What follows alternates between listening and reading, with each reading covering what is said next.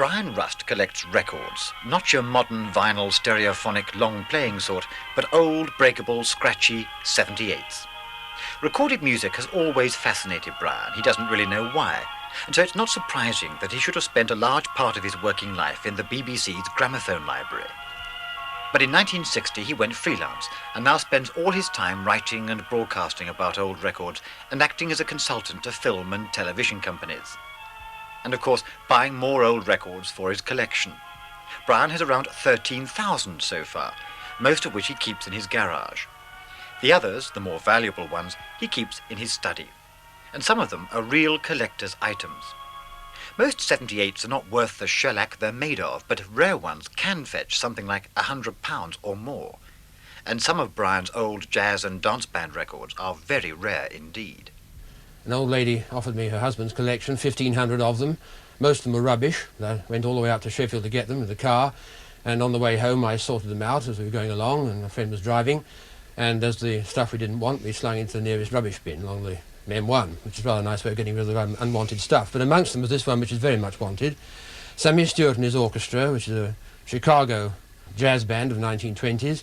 It wasn't known to exist. It wasn't in any of the books, not even the book I wrote. And, well, this is it. The title is Skadatin D, a funny song with a melody.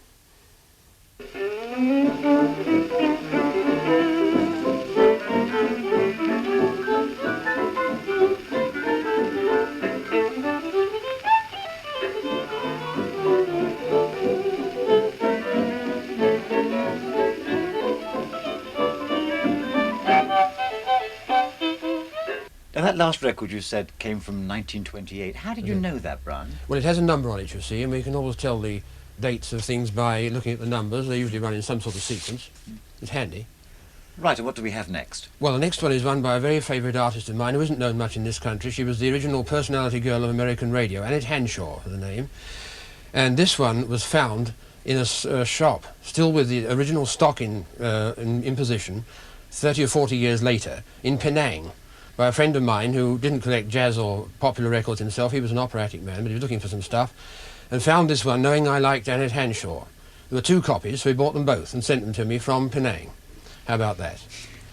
If I Can't Have You, and she's absolutely sweet, I think. I've never heard a singer to compare with her.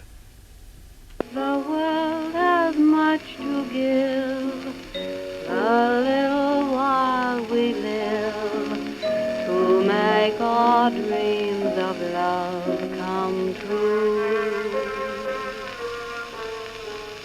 Good friends I have galore, but I want something more. Something more I want is you. I'll keep loving you, no one else will do. Sweetheart, if I can't have you.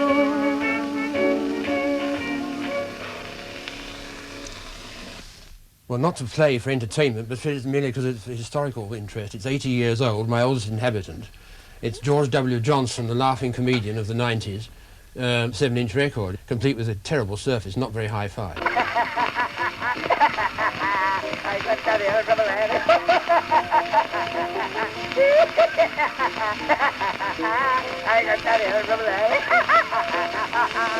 And being a jazz enthusiast myself, I've of course got quite a few hundred of those, including this one which came from a waterlogged basement in Chicago.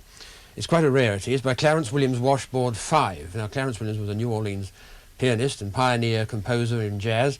This is one of the things he recorded in 1928, Log Cabin Blues. It's unusual because it features a lovely tuba solo, which is quite something. And unusual because your wife likes it too. And she likes it too. It's most unusual for that.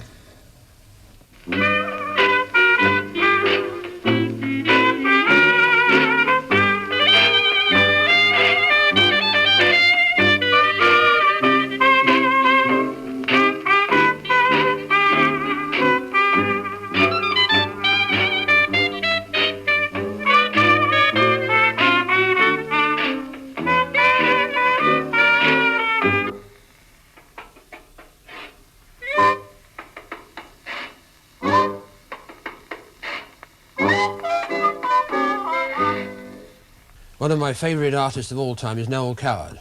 And from the raw, gutty jazz to the polished urbanity of the master himself. I think it's a number which has just as much relevance today as it did then in 1952. There are bad times just around the corner. I think it's a great number.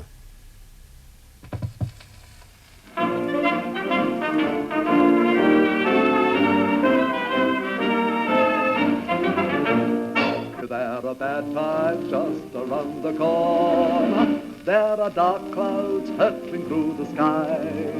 And it's no good whining about the silver lining, for we know from experience that they won't roll by. A cheerful prophecy of doom, that. Isn't it? You said 1952. 1952, yes. That's a bit modern for you, isn't it, Brian? It's almost the most modern record I've got, I think. In fact, if not the most modern. Apart from, say, a few LPs I've got, of course.